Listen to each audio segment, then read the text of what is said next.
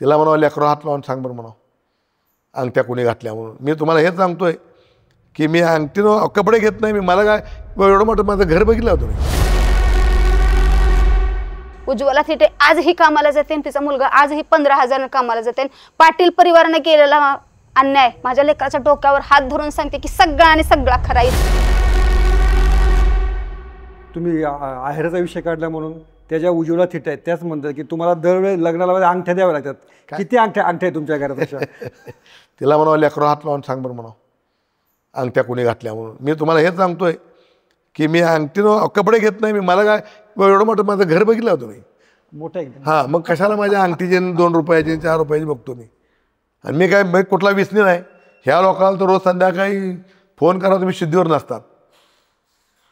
मग काय मी सुपर स्वाखात मी चहाच पित नाही आणि माझ्या गरजा बी जास्त नाहीत. मी ह्या परिसरामध्ये मोटरसायकलवर फिरतो, आजही मोटरसायकल फिरतो. आमदार होतो तेव्हा मी मोहळा मोटर, मला जरा शौक आहे म्हणून. माझ्याकडे गाड्या नाही असंही नाही आहे किंवा ड्रामा करतो असं लोकांना माहिती पण आहे की मी काटकसरीचा माणूस आहे, मी चेंगत माणूस नाही.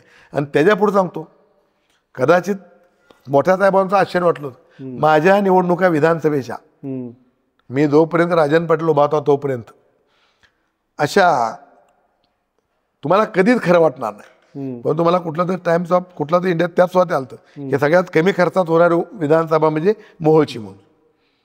मग दादागिरी गुंडगिरी केल्या तर लोकांना अशी मतं फुकट दिली असते का मला?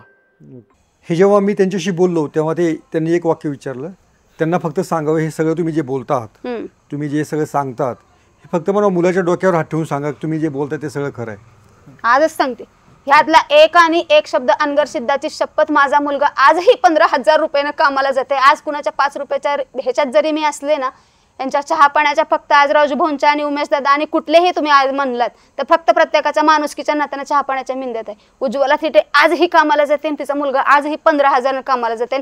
पाटील परिवाराने केलेला अन्याय माझ्या लेकराच्या डोक्यावर हात धरून सांगते की सगळा आणि सगळा खरा. इतके दिवस 23 वर्ष त्यांच्या कावर विरोधात गेले नाही. ज्या वेळेस अन्याय 21/2/2023 रोजी चालू झाला ना, ह्यांना माणसासमोर बोलता येत नाही. तारका सुद्धा झोपीत विचारावं मी कधी कधी कुठल्या केसेस केलेत ती.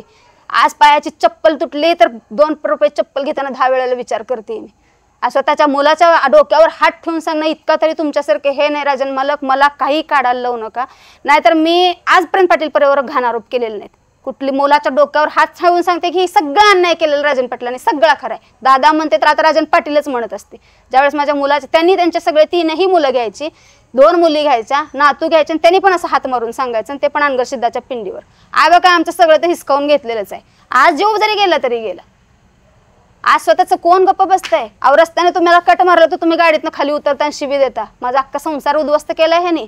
इथून पुढे तर कशीच माफ करत नसते, लक्षात घ्या. 5 कोटी 10 कोटी काय माझी 6 कोटीची प्रॉपर्टी तुमच्या दारात ठेवली आहे मी. आणि उज्ज्वला थिटेला विकत घ्यावा असा पैसाच नाही आहे तुमच्यापाशी. आणि लाईफ टाईम ह्यांच्या विरोधात राहणार आहे जोपर्यंत जीव आहे तोपर्यंत. मग क्षेत्र कुठलंही असू द्या, राजकीय असू द्या, कायदेशीर असू द्या, नाही तर क्षत्रिय असू द्या, ढाल तलवार घेऊन पोरगण आई समोर आहे म्हणून लक्षात घ्या. कधीच ही आई झुकली बी नाही, झुकणार बी नाही. आणि माझ्यासारखी आई व्हायला तुमच्या पुरींना सुद्धा जमणार नाही म्हणून सांगा. आज लेकरावर हात ठेवलाय तर इथून पुढे ह्याने अन्याय करावा आणि ह्याने बोलावं. गल्लीबोळाने कुठले तरी युट्यूबर घ्यायला लागलेत, 4 बायका गोळा काय करायला लागलेत, घाणघाण बोलालेत, अश्लील बोलालेत. का ज्या वेळेस 2.5 वर्ष झालं उज्ज्वला थिटे बोंबलत फिरते, कोणी विचारलं का तिचं पीठ आहे का, मीठ आहे का, पोरगं कुठं कामाला जाते? जेव्हा पाटील परिवाराच्या विरुद्ध बोलायला लागले की आज प्रत्येकाला अश्लील बोलावचे कळायला लागले, 2.5 वर्ष विचार केला का कोणी? ज्यावेळेस उपोषणाला बसते त्यावेळेस कितीतरी कोण येऊन दिलं का घटनास्थळी? कोण विद्यमान आमदार सुद्धा आले नाहीत त्यावेळेसचे. आणि आज त्यांनी मला असं म्हणतात का स्वतःच्या मुलावर ठेवलाय हात, काय असेल तर देव 8 दिवसात बघून गेला आम्हाला.